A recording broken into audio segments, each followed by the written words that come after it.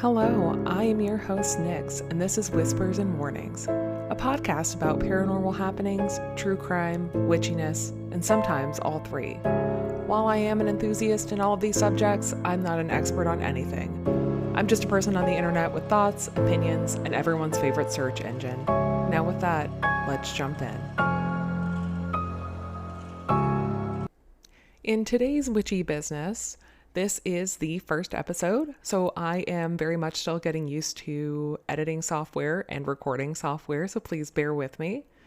By the time this episode comes out, we'll probably be pretty close to Halloween or Samhain on the 31st, which means the veil between the worlds of the living and the dead is thinner than ever. It's the thinnest time of the year.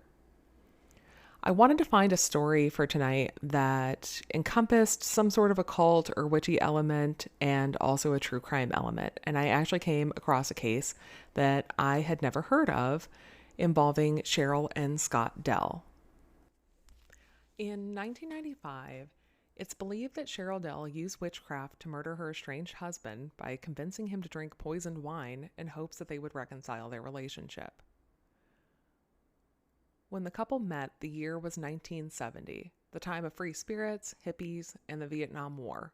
Scott Dell, from Connecticut, moved to a cottage owned by his family in Ontario to avoid being drafted into the service. Scott Dell met Cheryl at a party after stopping to light her cigarette.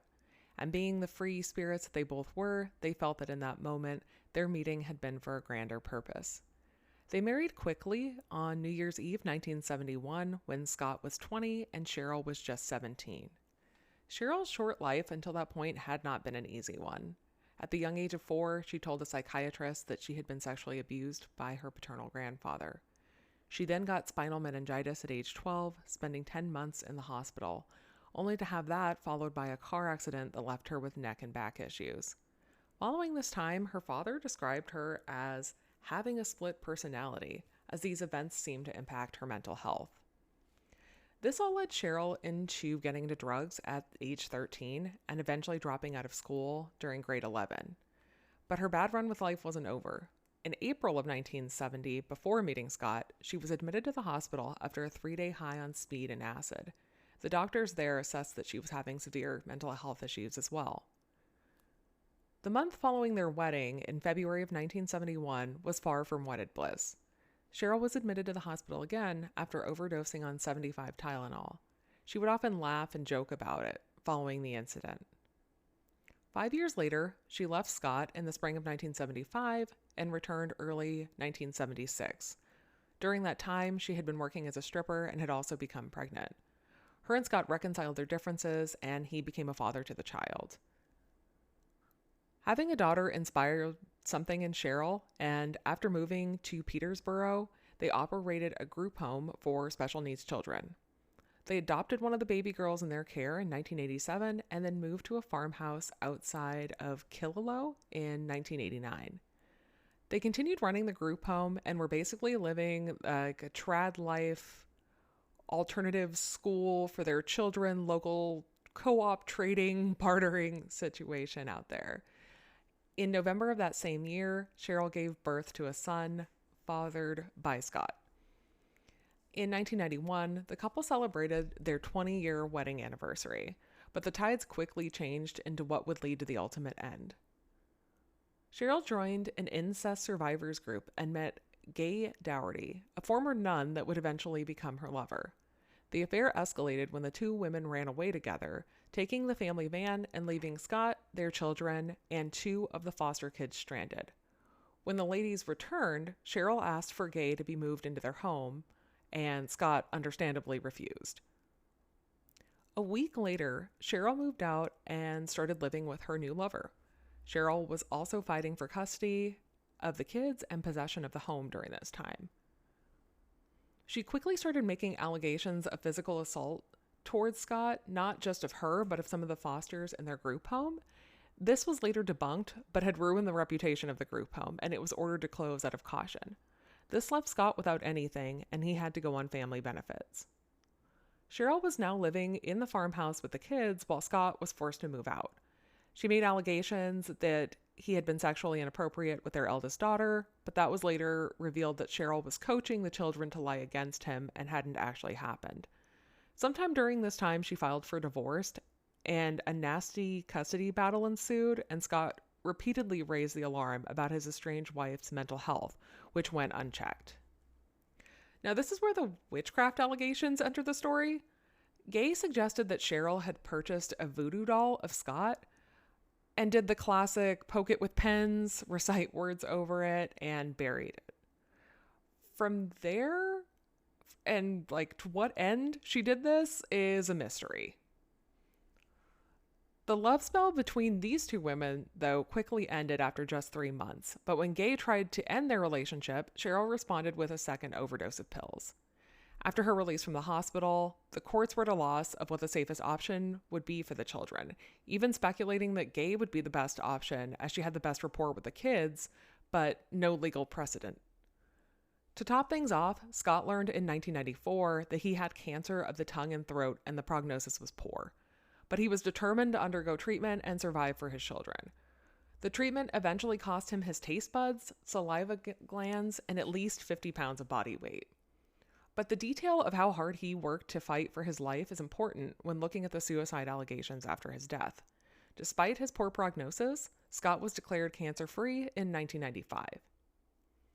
During this time, Cheryl's relationship with Gay ended, and she embarked on a new one that bloomed from an ad in the personals. Her manipulation of those around her continued and expanded to some neighbors that had cared for her for a while, believing that she was sick. This couple also witnessed her giving her children cold medicine to make them sleep at night. Cheryl's desperation for Scott's death was becoming more apparent as she continued to talk about him as if he were dying, even though he was in remission, and she was making plans to sell his farmhouse when she inherited it. It was during this time that she called her trusted neighbors to tell them that her cat had been strangled on her front yard. But when they showed up and took the cat to the vet, they learned that it had likely died from antifreeze poisoning. Cheryl then asked how much antifreeze it would take to kill a person, which obviously everybody involved found odd. Scott had started a new relationship and really felt like he had a second chance at life. But his life was so interwoven with Cheryl at this time that it really became a problem in the new relationship. When he suggested that both parents, the children, and their respective partners spend the holidays together, his new relationship ended. On December 29th, Gay, who had stayed friends with both Scott and Cheryl, went to go check on Scott at Cheryl's request after he had failed to pick up the kids earlier that day. When she arrived, the front door to the farmhouse was open, the Christmas lights were on, and the sound of a record spinning and spinning could be heard. She found Scott's body upstairs.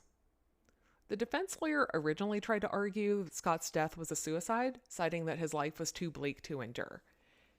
And it was true that things didn't look great for Scott. He had been dumped, he was unable to reconcile with Cheryl, who he clearly still loved, he was on welfare without any job prospects, and while cancer-free at the moment, he was not cured. His final writings were not a classic suicide note, but they did have an ominous tone that could be argued by the defense. But as noted earlier, Scott was a fighter who overcame not only cancer, but all of the other adversity he had faced in his life. But Cheryl's actions started to reveal her guilt. Shortly before Scott was set to arrive to get the children, she told Gay that they had spent several hours on the phone the night before where he had confessed to his sins of having affairs with other women and to sexually abusing his children. Since he had received bad news from the doctor, he knew he was dying, so these were all deathbed confessions that he was giving to Cheryl. And while these allegations had long been debunked, Cheryl was surfacing them again, knowing that Scott wasn't going to be alive to defend himself. She said that when she had last spoken to him on the phone, he had been sick and retching, and she refused to go check on him herself because she kept, and I quote, saying, "I can't cope, I can't cope." She showed little to no reaction of learning about his death and only asked what the body looked like. His cause of death was unknown for some time as Cheryl fought to stop the autopsy from happening, stating that it was Scott's wish to not have his body poked and prodded and that he would be cremated immediately. But the autopsy later revealed that he had died from antifreeze poisoning. Cheryl always believed that she was really clever, but had spoken of Scott's death in front of too many people, including her eldest daughter, who testified against her. It said that Cheryl used witchcraft to entice Scott to want to reconcile and continue drinking the poisoned wine that she had gifted him while they spent hours on the phone together. He eventually succumbed to the poison and died. Cheryl's new lover, Nancy Fillmore, met her demise via smoke inhalation when a fire destroyed her apartment in 1997. Cheryl was arrested in connection with the death, although it's unclear if the two were living together at the time or not. Following her arrest in 1997, Cheryl was sentenced to 25 years in prison without a chance of parole. From the sources I could find, she's still sitting in prison today. So, this is the story of Cheryl and Scott Dell. She gifted him a bottle of poisoned wine, used her feminine wiles to seduce him, keep him on the phone, and convince him to continue drinking the poison until he ultimately died. Initially, there were a lot of allegations that he had committed suicide or just that he had died from being in poor health. And it was actually his cancer doctor that had suggested that they do the autopsy against Cheryl's wishes. And that's how they discovered the poisoning. As a practitioner of witchcraft myself, I don't know if I believe that Scott was under some kind of spell other than his own feelings towards Cheryl and her tactics of manipulation, but let me know what you guys think in a comment, or you can leave me a review. And for our first segment of Get Spooked, I thought I was originally going to save this story of the full body apparition I saw as a child for a later episode, but let's go big with episode 1, and we're close to Halloween, so let's just go ahead and get into that.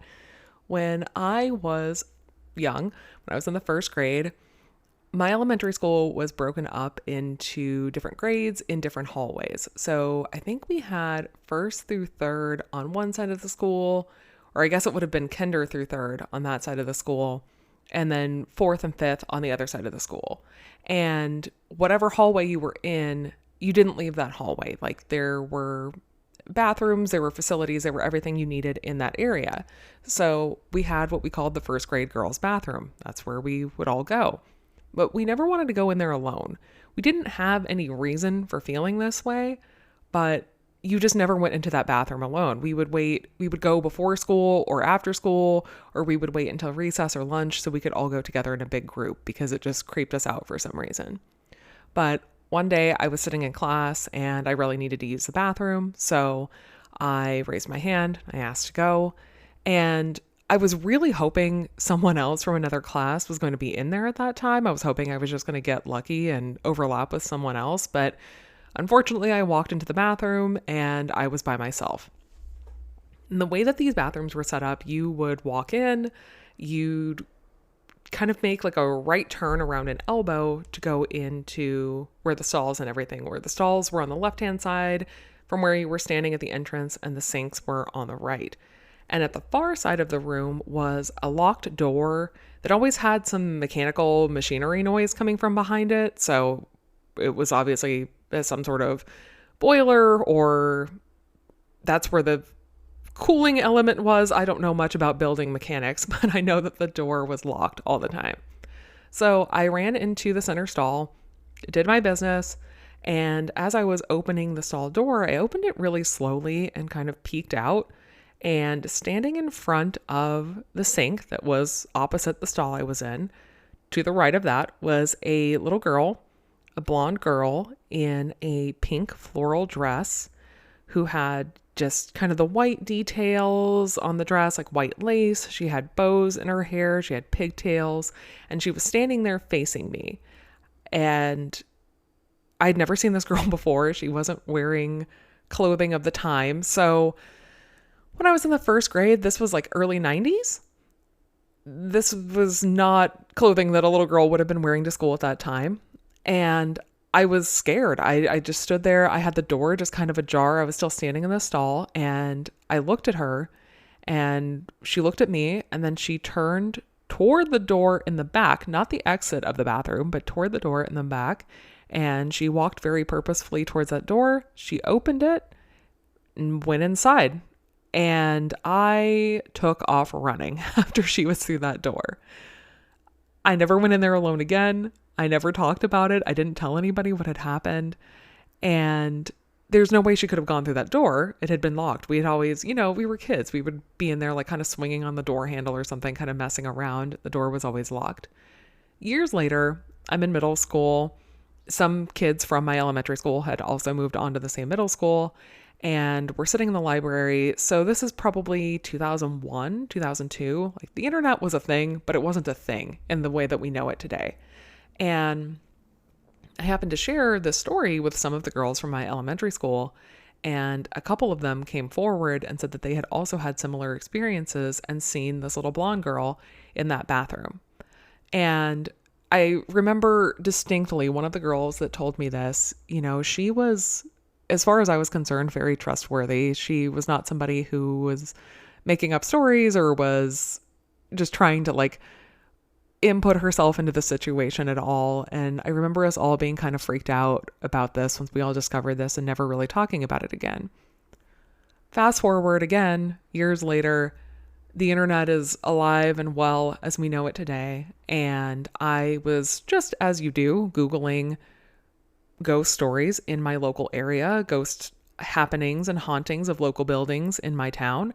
And my elementary school was listed there with reports of a little blonde girl in the first grade girls' bathroom.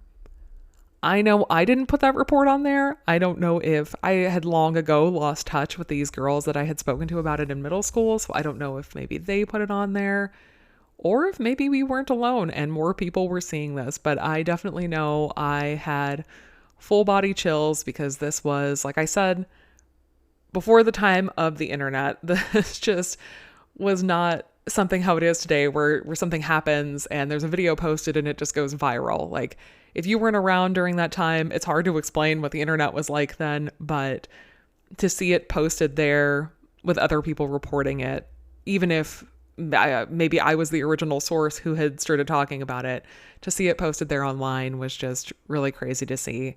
I've tried to research into the history of the school. I wasn't able to really find anything compelling towards this, but this may have just been before there were records that were available online. I may just not be looking in the right place. So if anyone has any suggestions on how I can find that information, I would gladly welcome those suggestions.